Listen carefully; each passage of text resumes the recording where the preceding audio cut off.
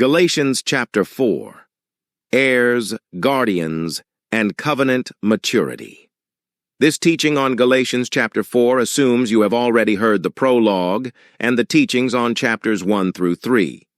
We continue with the same exegetical method, historical context, and covenant framework already established. Chapter 4 expands the inheritance argument, explains maturity transition language, and introduces the allegory of Hagar and Sarah. This chapter is often misunderstood when read apart from Paul's promise first, inheritance through Messiah framework.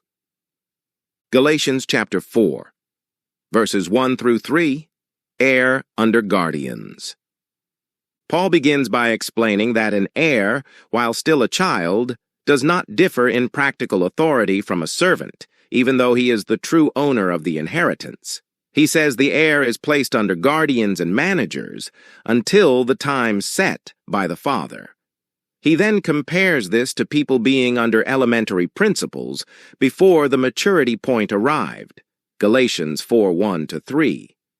Guardian language here continues the earlier tutor concept. It describes supervised minority status, not rejection of inheritance. The heir remains the heir the entire time. What changes is administrative stage and authority access. Elementary principles translates a term referring to foundational ordering principles or basic structuring elements. In this context, it refers to the structured covenant administration stage before Messiah fulfillment maturity arrived. It does not mean Yahovah's commandments are evil or false. It refers to stage-level administration. Paul is describing redemptive history progression from promise stage to fulfillment stage, not moving from obedience to disobedience. Galatians chapter 4. Verses 4 through 5, the fullness of time. Paul then explains that at the fullness of time, Elohim sent his Son, born of a woman and born under the law, in order to redeem those under the law, so that they might receive adoption as sons. Galatians 4:4-5. Fullness of time means the divinely appointed fulfillment moment in covenant history. Born under the law means Messiah entered the same covenant jurisdiction structure as those he came to redeem. Redemption occurs inside covenant law structure, not outside it. Adoption as sons again refers to inheritance status recognition. Adoption in ancient legal context means formal placement into recognized heir standing. It is covenant status language. Redemption under law does not mean removal of righteousness definition. It means deliverance from condemnation liability and minority stage restriction. Galatians chapter 4, verses 6 and 7. Spirit of sonship. Paul says that because believers are sons, Elohim sends the Spirit of his Son into their hearts, producing the cry of intimate address toward Yahovah. He concludes that the believer is no longer a servant, but a son. And if a son, then an heir, through Elohim. Galatians 4:6-7. Spirit indwelling marks covenant maturity and inheritance access. Servant here again refers to minority stage status, not obedience itself. Scripture continues to describe faithful believers as servants in a positive sense elsewhere. Therefore, servant here must be read as administrative status contrast, not moral rejection. Heir language continues the chapter's inheritance theme tied to Abrahamic promise fulfillment. Galatians chapter 4, verses 8-11, warning against returning to bondage patterns. Paul warns the Galatian believers that before knowing Elohim, they served those that are not truly divine. He expresses concern that they are turning back toward weak and beggarly principles and observing days, months, seasons, and years in a way that suggests returning to former bondage patterns. He says he fears his labor may have been wasted if they return to that system. Galatians 4:8-11. This passage must be read with historical context. The Galatian Gentile believers previously lived in pagan religious calendars and ritual cycles. Returning to bondage patterns here refers most directly to pagan observance systems, not Yahovah's appointed times. Scripture describes Yahovah's appointed times differently. These are the appointed times of Yahovah, holy convocations. Leviticus 23:2. Because Scripture calls Yahovah's appointed times holy, Paul cannot be calling them weak and beggarly without contradicting Torah. Therefore, the return to bondage warning here most naturally refers to pagan ritual calendars and identity systems, not covenant-appointed times. Again, context determines what's being referenced. Ignoring context results in misunderstanding.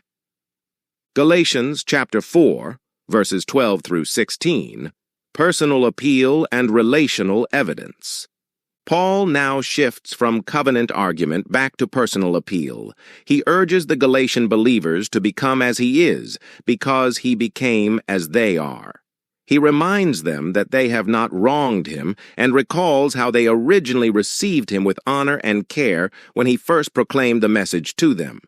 He notes that although his physical condition at that time was a trial to them, they did not reject him, but received him warmly. He then asks what has happened to the sense of blessing they once expressed, and he reminds them that they once valued his presence so highly they would have made great sacrifice to help him. He concludes this section by asking whether he has now become their enemy simply because he tells them the truth. Galatians 4:12-16. Become as I am most naturally refers to covenant standing apart from justification through conversion identity requirements. Paul, though Torah-trained, lives and teaches Gentile inclusion without requiring them to become Jews by circumcision of the flesh conversion. He asks them not to move backward into a pressured identity framework he himself does not impose. His appeal is relational, not merely doctrinal. He uses shared history as evidence. Their earlier reception of him confirms that the message they first heard was received with joy and gratitude, not suspicion. That contrast highlights how outside influence has altered their perception. The statement, tells you the truth, identifies the conflict clearly. The tension is not personal hostility. It is truth correction. This matches a consistent biblical principle that truth-speaking can create resistance when people are under competing influence. Faithful are the wounds of a friend. Proverbs 27:6. Paul's tone here is pastoral and corrective, not hostile. He is calling them back to their original understanding and trust. Galatians chapter 4, verses 17 through 20. Misguided zeal and spiritual concern. Paul then warns that the teachers influencing them are showing intense interest, but not for their good. He explains that these teachers want to exclude them in order to gain their loyalty and attachment. He says that zeal can be good if directed toward what is good, and not only when he is physically present. He then expresses deep concern for them, describing himself as experiencing birth labor imagery until Messiah is fully formed in them. He wishes he could be present to adjust his tone because he is perplexed about their direction. Galatians 4:17-20. Zeal means intense devotion or eagerness. Scripture treats zeal as positive when aligned with truth and destructive when misdirected. Paul himself earlier described his former persecution as misguided zeal. Galatians 1:14. Exclude here refers to relational and covenant separation pressure. These teachers seek to pull the Galatians into a tighter identity circle defined by their conversion requirements, thereby shifting loyalty and authority. Birth imagery expresses spiritual formation concern. Messiah formed in you describes character and covenant identity transformation through spirit-led growth. This shows again that Paul is not opposing obedience or transformation. He is opposing distorted covenant entry teaching. His perplexity shows pastoral distress, not doctrinal uncertainty. He knows the truth of the gospel. He is concerned about their drift away from it. Galatians chapter 4, verses 21 through 23, introducing the Hagar and Sarah argument. Paul now introduces a Torah-based illustration. He addresses those who want to place themselves under law and asks whether they are truly listening to what the Torah says. He then recounts that Abraham had two sons, one by a slave woman and one by a free woman. He explains that the son by the slave woman was born according to flesh pattern means, while the son by the free woman was born through promise. Galatians 4, 21 to 23. Under law here again refers to seeking covenant standing through law-based identity mechanism rather than through promise fulfillment in Messiah. It does not mean living in obedience to Yahovah's commandments. Context continues to control definition. According to flesh means, according to natural human planning and self-effort. According to promise means, according to divine promise and intervention. Paul is preparing an allegorical contrast using a historical Torah account. The Genesis record describes this clearly. Abraham fathers one son through Hagar by human arrangement, and later fathers Isaac through Sarah by divine promise fulfillment. Genesis 16 and Genesis 21. Paul will now use this historical account as an allegory, meaning a representative illustration drawn from real history to explain a covenant principle. That allegory will be explained in the next section. Galatians chapter 4, verses 24 through 26, the allegory of two covenants. Paul now explains that the account of Abraham's two sons can be read allegorically, meaning as a historically true account that also serves as a symbolic illustration of covenant principles. He says the two women represent two covenant arrangements. One corresponds to Mount Sinai and bears children into bondage pattern status. The other corresponds to the free woman promise line.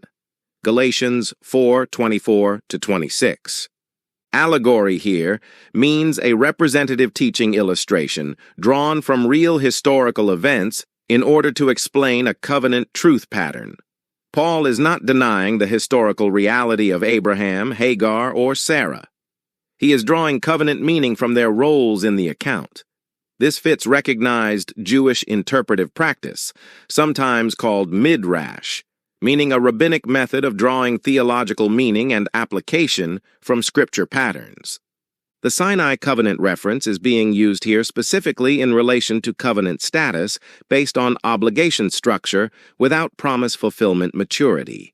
Bondage in this context refers to justification through law status pursuit rather than inheritance through promise standing. Context continues to control definition. Paul then contrasts this with the Jerusalem above, which he describes as free and identified with promise line inheritance. Jerusalem above refers to the heavenly covenant reality and fulfillment order rather than an earthly political location. Scripture elsewhere speaks of a heavenly Jerusalem reality. You have come to the heavenly Jerusalem, Hebrews 12:22.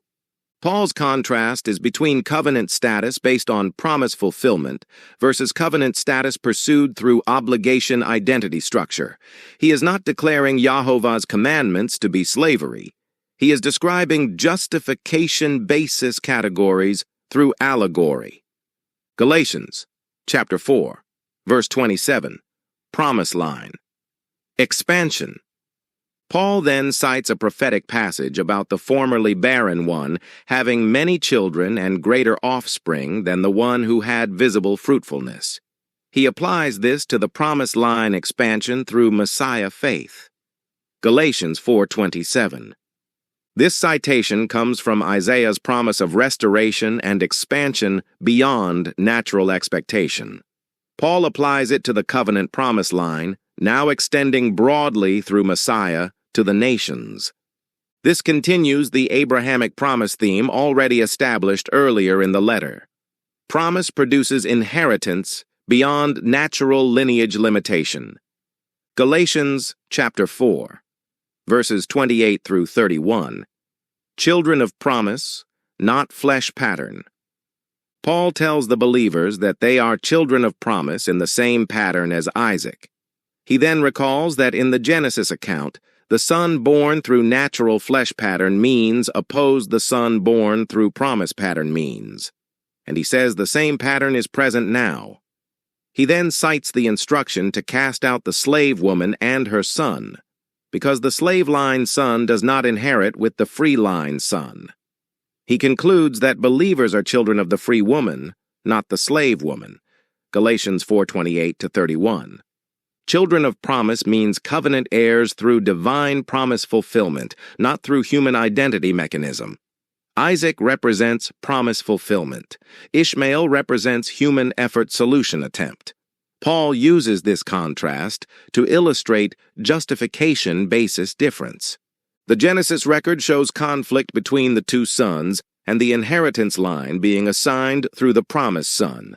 Genesis 21:10-12.